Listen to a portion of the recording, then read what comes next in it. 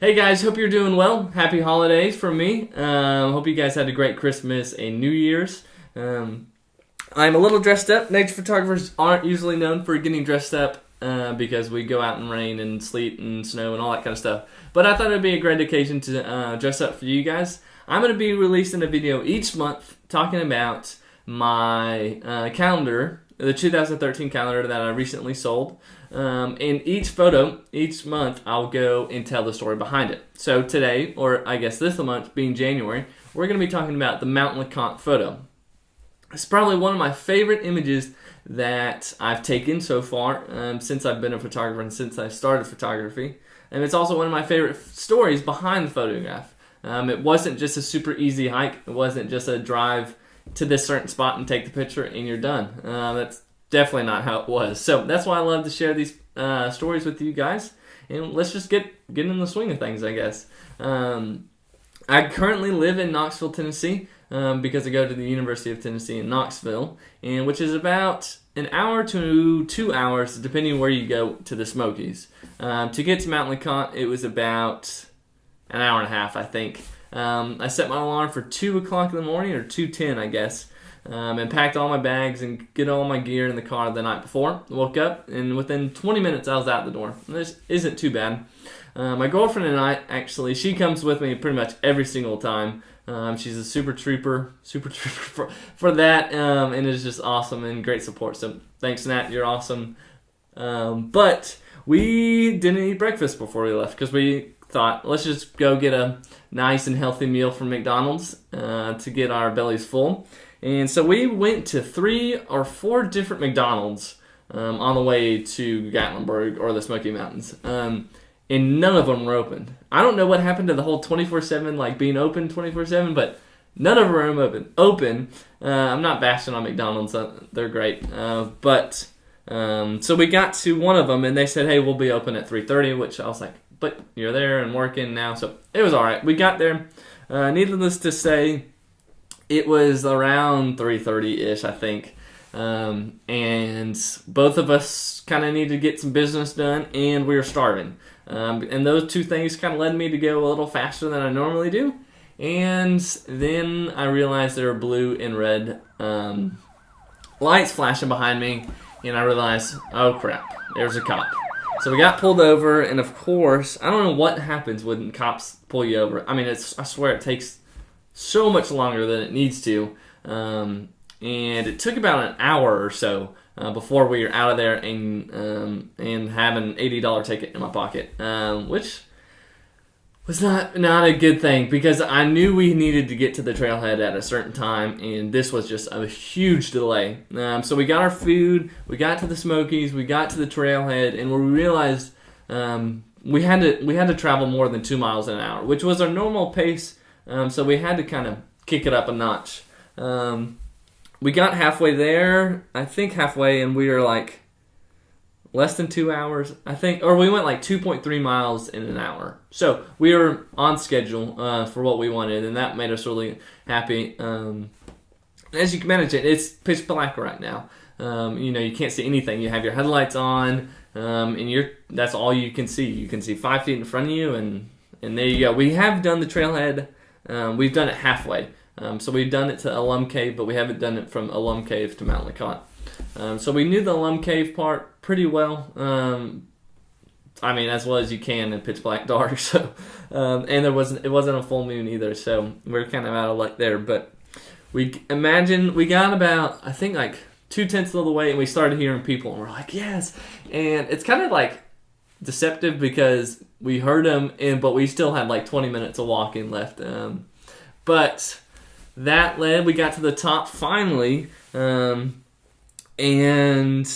we heard about this place called Myrtle Point. There's 2 points up there that have great views. Myrtle Point, and I can't exactly remember the other one, but we heard Myrtle Point almost has like a 360-degree view, and that's the one we wanted to go to. And the sign says a tenth of a mile, but it's definitely more like 3/10 of a mile.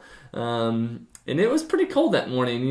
It was, I think, by the time we were finished, and it was sleeting, but we got to the Myrtle Point, and we set up our tripods, or I guess I did, and we just waited till the sun rose. And literally the question I receive every time I share this photo with someone or they see it, they say, did you manipulate this photo? Or did you change this photo to make the clouds or the fog blue? And I swear and I promise that's how it was. I don't change or manipulate my images. I never do that. It was literally the most beautiful scene I've ever seen. Usually the Smoky Mountains are known for like mountain after mountain after mountain, and kind of like this blue haze, which that definitely was in full extent that morning. But the fog was so high that it covered all the mountains besides 2 or 3 mountains, and that's what peeks through the image. So we stayed up there for about an hour to an hour and a half, and it started sleeting, like I said before. So we went down back to the Mount LeConte Lodge, and we started. We walked into the, I guess, cafeteria is what you call it, and people were having like breakfast and eggs and not cheese, breakfast, eggs, breakfast. What? Eggs, bacon, sausage, pancakes, all the amazing breakfast foods that you could have. And Natalie didn't know I was doing that, but she thought we were having that, and I was like, oh, sorry, we can't have that because you have to stay the night. So I bought us sack lunches, or I guess breakfasts or whatever it is, and I swear it was, well, nothing against Mount LeConte, but man, I think my bagel was at least a week or 2 old. It's pretty stale, and it was like frozen. But we did sit by a fire, kind of thawed out, because we were freezing that morning. And you know, we just kind of hung out and just talked about what we just saw, and so we decided to head back down the mountain after breakfast or lunch, I guess, whatever it was. And then I guess the best thing about that is the first hike I've ever done in the dark was to a place called the Chimney Tops, which is a very popular trail. And I have to say, I was super scared of what may happen, or if I run into a bear, what am I going to do? Or even the fact, like, there may be a bear next to me, and I don't even know. And that was the hardest part on that trail. But when I did Mount LeConte, it was a little different. I actually enjoyed being, like, it was so quiet. And when you ask nature photographers, what's your favorite part? Some may say being with people and photographing nature, or I don't know, the adventure, or whatever they may say. For me, it's the stillness that nature provides. And there's not more of a stillness in nature, I guess, if that makes any sense. I think I said that wrong, but the most still nature can be is in the middle of the night. And it's just so quiet and scary at times, yeah, of course. But there's so much peace and so much quiet, and you lose sight of what's going on in your life, and you just kind of relax. And I would say that's easily my favorite part about nature photography and shooting nature and being a photographer, and putting myself in those places that most people are afraid of. But I think that's my favorite part of the story. There's good parts and bad parts, and we did get an amazing image. But it's the experience that you get, that it takes to get those kind of images. The stories that you drive up and just click the shutter, yeah, it may be an amazing picture, but when people are like, tell me the story behind that, or how did that image happen? It's this that I love.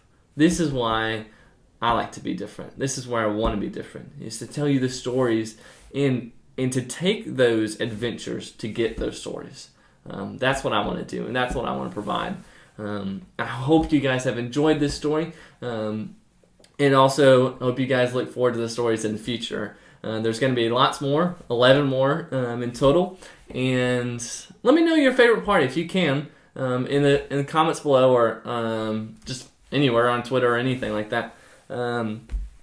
And yeah, just let me know what you like, and let me know if you want this to continue. If you don't, cool, whatever. It probably will continue because I want to do it, and I feel like it's important.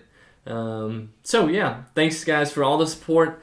I do have a huge announcement coming up in the next, probably tomorrow or the next day.